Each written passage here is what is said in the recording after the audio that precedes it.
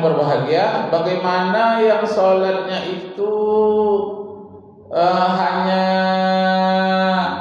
qasar saja, memendekkan saja, tidak ada jamak. Mana dia? Nah, kita pulang kampung lebih 86 km misalnya Sumatera Barat. Sudah sampai kita ke sana, kita tidak boleh lagi menjamak, mengumpulkan antara zuhur dengan asar, karena sudah sampai ke kampung, sampai ke orang tua silaturahmi. Menjamak tidak boleh, tapi memendekkan salat boleh, qasar boleh. Nanti datang waktu Isya, walaupun dah sampai ke kampung orang tua, rumah tempat kita kelahiran di sana, boleh mengadakan qasar. Salat Isyanya 2 rakaat, salat zuhur 2 rakaat, tapi tak boleh dijamak, dikumpulkan antara Isya dengan antara maghrib dengan Isya. Itu tak boleh dijamak. Buktinya ketika orang naik haji.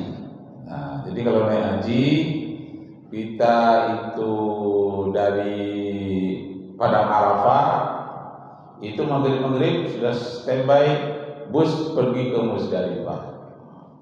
Mengapa ke Musdalifah? Mengambil batu untuk melontar jumrah. Bermalam di Mina terus ke Musdalifah. Bermalam di Mina terus ke Musdalifah, mengambil batu untuk melontar jumrah nanti di Mina. Maka subuh-subuh dari Musdalifah terus ke Mina.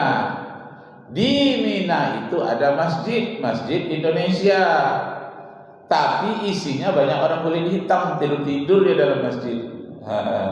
Jadi dia tidur itu tidak bayar apa, dia tuh tak bayar pisang, tak bayar apa-apa. Ada yang jalan kaki mereka ke situ, ada yang naik kuda, naik unta. Dia punya kemah sendiri. Orang-orang kulit hitam itu kadang-kadang tidur dalam masjid. Padahal itu adalah jatah untuk orang Indonesia, dia menumpang. Nah, sampai kita di Mina, masuk ke dalam tenda-tenda itu, sholat di masjid di samping. Itu saya tercengang. Kok pendek sekali sholatnya? Kok sebentar sholat Isyanya? Rupanya qasar. Kenapa? Karena masjid di situ hanya ditunggu 1 kali setahun. Setiap orang melempar jumroh saja. Tapi kita sudah sampai. Tujuan kita dari Indonesia adalah untuk sampai ke Mekah, untuk sampai mengerjakan haji. Nah, sampai di Musdalifah, tujuan kita sampai ke sana. Maka walaupun sudah sampai, tapi karena belum pulang ke Indonesia, kita dibolehkan mengqasar, tapi tidak boleh menjamak. Tapi dalam perjalanan nanti boleh qasar, boleh jamak. Kalau sudah sampai boleh mengqasar, tidak boleh menjamak. Nah, itu bedanya jamak dan qasar itu. Nah, jadi di Musdalifah itu lamanya di sana 3 hari. Hari pertama lempar jumrah, hari kedua, hari ketiga ada jumratul ula, jumratul wusta. Ada jumrah pertama, ada jumrah kedua. Dan melempar jumrah itu saya kemarin itu mengambil tingkat 3. Itulah bid'ahnya orang Arab. Tidak pernah lah dicontohkan oleh Nabi melempar jumrah itu bertingkat-tingkat, tingkat. Datang orang Arab dibuatnya.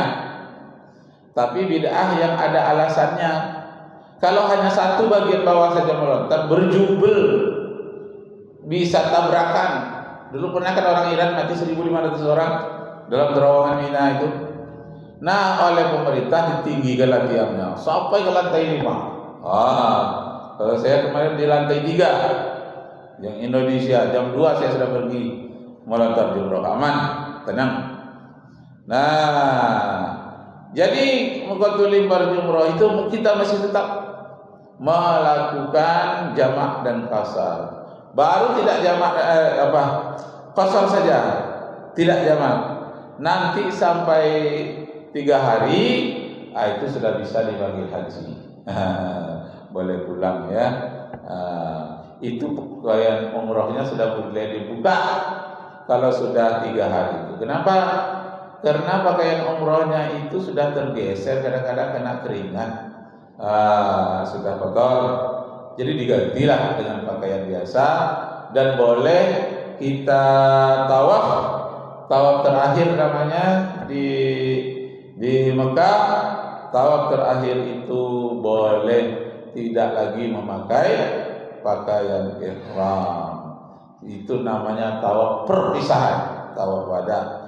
Kalau di Masjidil Haram tidak jamak, tidak kasar. Kenapa? Kita ingin ibadah sebanyak-banyaknya. Nanti dalam perjalanan baru jamak lagi, kasar lagi. Begitulah fasilitas yang diberikan oleh Allah.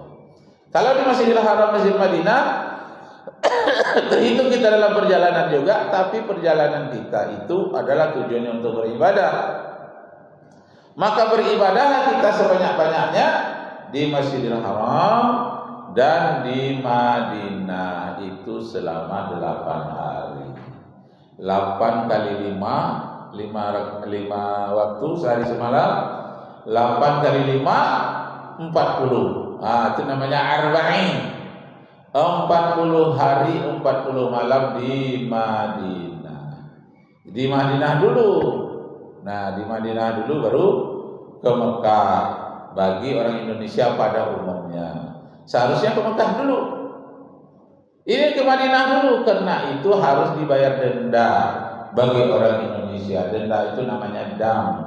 Bayarnya 300 rial. 300 rial kita kali 4.000 berapa dia kalau dulu? 3 kali 4 120.000 ya, 200.000 sekitar itulah, tergantung dari nilai rialnya. Nah, jadi dalam perjalanan dilakukan namanya jamak dan qasar. Kalau masalah qasar itu disebutkan dalam Al-Quran surat An-Nisa ayat 101. Kalau masalah jamak disebutkan dalam hadis yang sahih.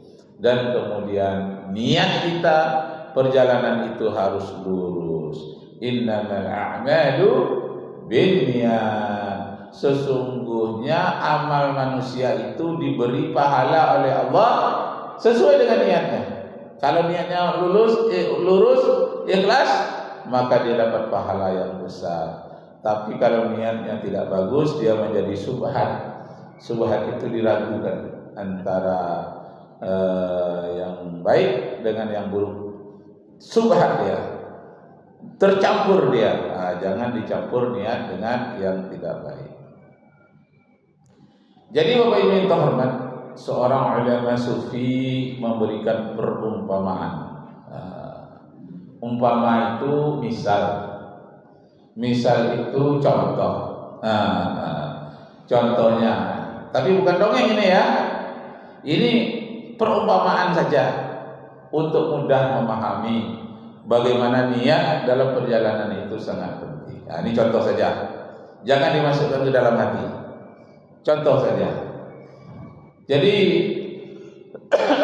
ulama sufi itu mengibaratkan kita mengadakan perjalanan seperti orang yang berjalan di padang pasir. Dalam perjalanan itu banyak gangguan, tapi ada pula hal-hal yang menyenangkan dalam perjalanan itu. Maka orang Arab dahulu naik kuda melewati padang pasir yang panas dan angin yang kencang. Tapi kadang-kadang dalam perjalanan itu ada pula singgah di dekat sumur yang sangat segar. Ada pula kadang-kadang satu-satu di oase itu kelihatan seperti air, tapi bukan air, namanya fata morgana. Fata morgana di tengah padang pasir, kelihatan seperti air. Setelah kita dekat, airnya tidak ada. Yang ada hanya fata morgana, di mana cahaya matahari menyinari pasir-pasir itu berkilauan seakan-akan gelombang air. Padahal tidak, cahaya matahari disambut oleh asap-asap ringan, embun-embun, bekas embun yang menguap tertimpa matahari. Kita kelihatan melihatnya seperti air, padahal tidak ada air.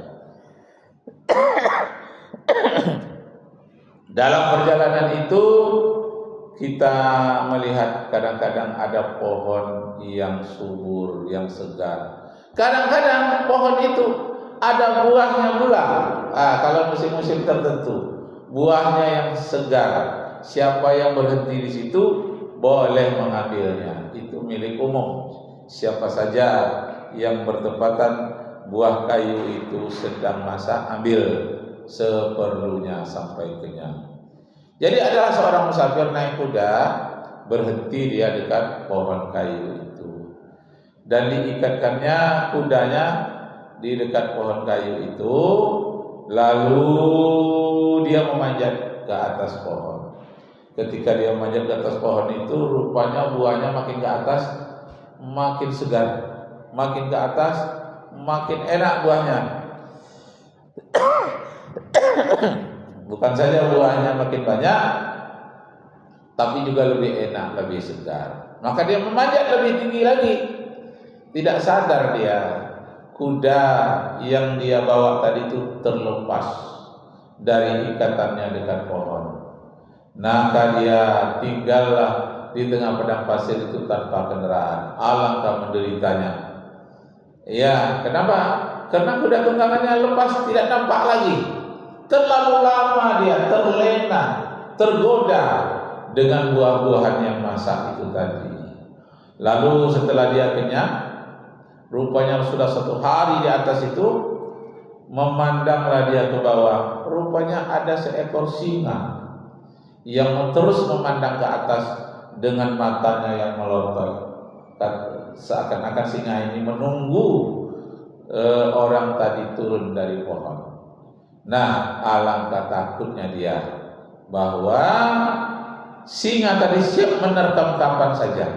Apakah kakinya tergelincir dari dahan kayu, atau dahan kayu itu patah, atau dia tidak kuat bergantung lagi, lalu turun ke bawah, baik secara cepat maupun beransur-ansur. Singa siap menunggu di bawah untuk memakannya. Itulah yang paling ditakutinya. Nah, mulailah dia menyesal orang dalam perjalanan tadi. Kenapa aku terlena memakan buah-buah yang begitu indah, begitu manisnya? Saking terlenanya, lalainya, sampai-sampai kudanya terlepas, dia tidak tahu. Tahu-tahu dilihat di bawah sudah menunggu seekor singa. Dan kemudian dia melihat singa itu terus-menerus memandangnya. Maka dipilihnya tempat istirahat itu dahan yang paling besar di antara dahan kayu tadi. Nah, dia merasa tenang di atas dahan kayu agak besar dari yang lain. Akan tetapi singa tadi terlalu lama menunggunya. Sudah malam pun dia tidak pergi, tetap menunggu di situ. Nah, lalu dia memeriksa bagaimana caranya untuk lepas dari situ. Dia lihat ternyata dahan yang paling besar tempat dia istirahat itu sudah dijadikan sarang di pangkalnya oleh tupai. Jadi ada lubang sedikit dekat dahan kayu itu dijadikan sebagai sarangnya oleh tupai. Banyak anaknya di sana, tambah anaknya lagi, dia korek lagi. Nah, kemudian di sebelahnya lagi ada tikus pula yang membuat sarang. Jadi di sebelah kirinya dahan itu tupai, di sebelah kanannya ada tikus juga menggerogoti dahan itu. Jadi rupanya tikusnya itu warnanya hitam dan tupai itu warnanya putih. Terus siang malam digerogoti dan digigit terus oleh tupai putih dan tikus hitam. Lama kelamaan dahan tadi menjadi agak menurun sedikit. Nah, dia semakin cemas, ditambah lagi dengan beban badannya. Akhirnya betul-betul terjatuh. Terus tupai putih, tikus hitam terus menerus memotong dahan kayu itu tadi. Dia pun jatuh, jatuh ke bawah, ditangkaplah oleh singa, jadi santapan singa. Nah, waktu itu penyesalan tidak lagi berguna. Ukir-ukir bulu sumpitan, ambil rotan dibelah dua. pikir dahulu merupakan keuntungan, sesal kemudian sungguh tiada ber